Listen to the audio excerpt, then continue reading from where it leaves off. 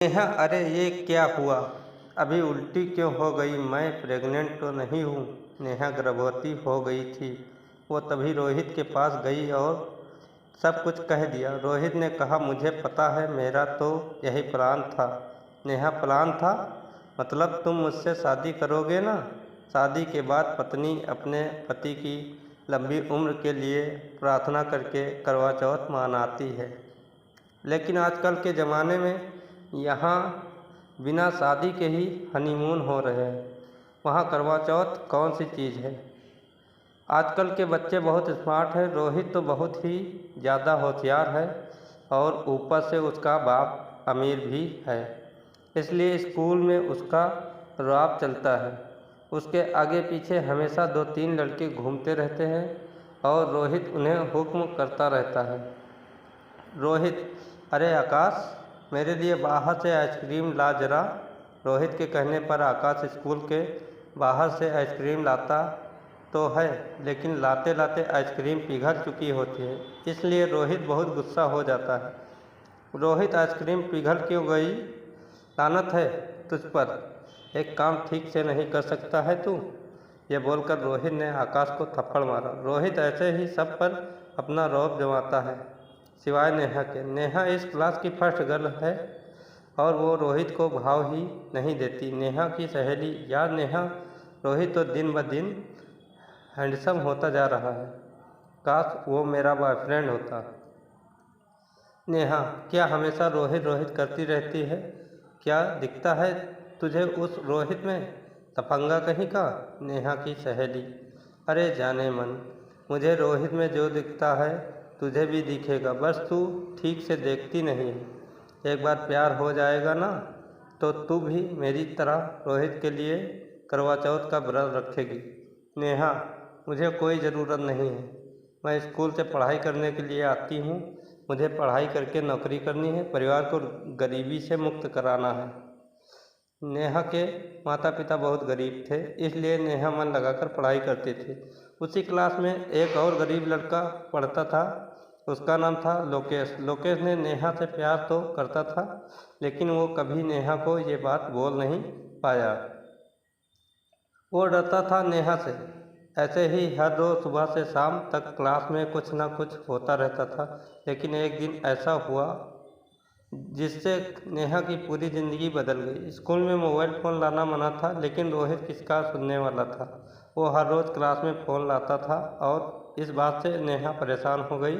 Neha class की monitor थी, उसने ये बात टीचर को बता दी। नेहा, टीचर, क्लास में मोबाइल फ़ोन लाना मना है ना? लेकिन रोहित हर रोज़ मोबाइल लाता है और सबको दिखाता है। वो सबको परेशान करता है।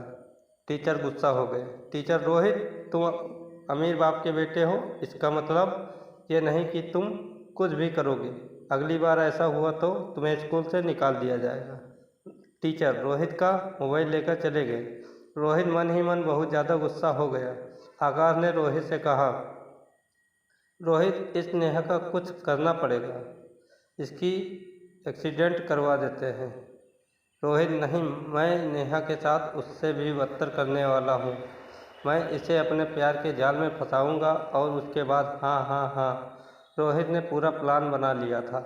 क्लास के बाद लोकेश नेहा के पास गया और कहा, लोकेश, नेहा, तुमने बिल्कुल सही काम किया, लेकिन उस रोहित से बच के रहना। मैं तुम्हें घर छोड़ दूँ? नेहा, नहीं, मैं अकेले जा सकती हूँ।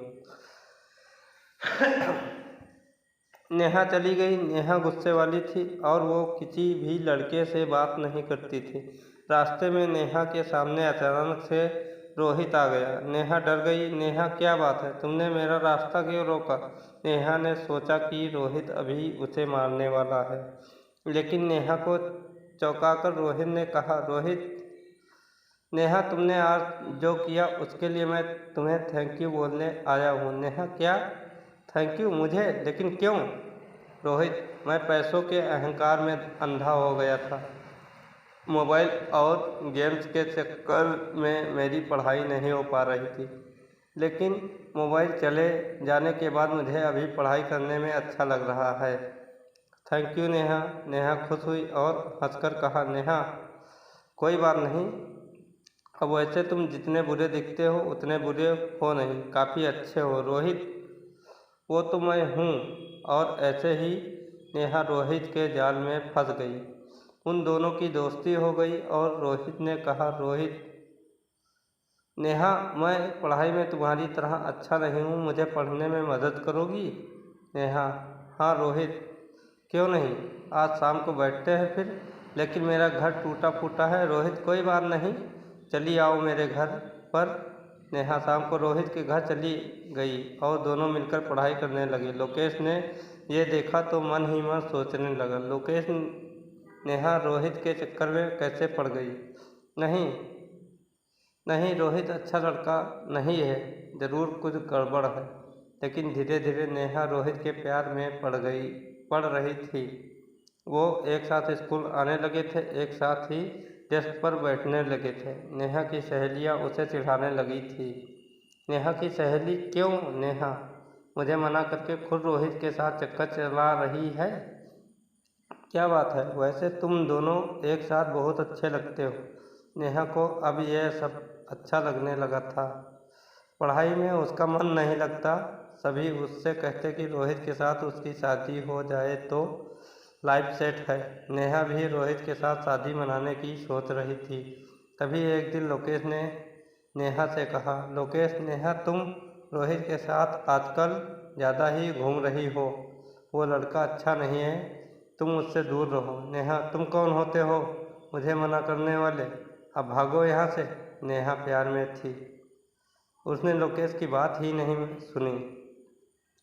2 दिन बाद करवा चौथ था। रात को नेहा रोहित के साथ कमरे के अंदर बैठकर पढ़ाई कर रही थी। तभी रोहित ने बत्ती बुझा दी। नेहा, ये क्या रोहित, तुमने बत्ती क्यों बुझा दी? रोहित, बत्ती की ज़रूरत नहीं, मैं तो तुम्हारी आंखों की रोशनी में पढ़ सकता हूँ।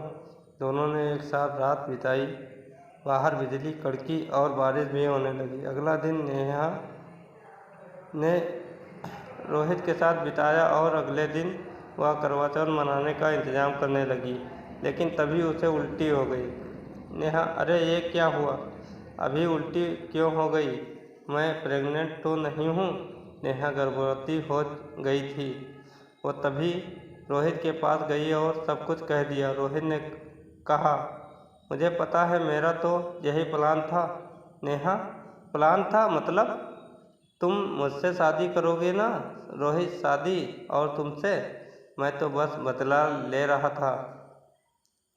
उस दिन तुमने टीचर को मेरे बारे में बताकर ठीक नहीं किया था। नेहा, नेहा क्या? इस वजह से तुमने मुझे गर्भवती कर दिया? तुमने मेरी ज़िंदगी खराब कर दी। अब क्या होगा? रोहित, मुझे क्या पता, जो भी होगा लोग तुम पर थूकेंगे, मुझे मज़ा आएगा। रोहित चला गया। नेहा को समझ में नहीं आ रहा था कि वो करे तो क्या करे। उसकी आंखों के सामने अंधेरा छा गया और तभी लोकेश आया। लोकेश, नेहा, मैंने तुमसे कहा था ना कि रोहित अच्छा लड़का नहीं है। नेहा, मुझसे गलती हो गई, लेकिन मैं कुंवारी माँ कैसे बन सकती हूँ? मैं किसी को मुँह दिखाने के लायक नहीं रही। कौन करेगा मुझसे शादी? लोकेश, मैं करूँगा तुमसे शादी। इस बच्चे को मैं पालूँगा। नेहा, तुम मुझसे इतना प्यार करते हो? नेहा ने लोकेश को गले लगा लिया। उसे सच्चा आशिक मिल गया। दोनों ने मिलकर पुलिस के पास रोहित के खिलाफ केस कर दिया। पुलिस ने रोहित को गिरफ्तार कर लिया और उसे 30 साल की सज़ा हो गई। लोकेश ने नेहा से शादी कर ली और नेहा लोकेश के लिए करवा चौथ मनाने लगी। 9 महीने बाद नेहा को एक बेटा हुआ और वो सभी खुशी खुशी रहने लगी। दोस्तों, ये स्टोरी आपको कैसे लगी नीचे कमेंट में हमें ज़रूर बताइएगा। कहानी को पूरा पढ़ने के लिए शुक्रिया और धन्यवाद।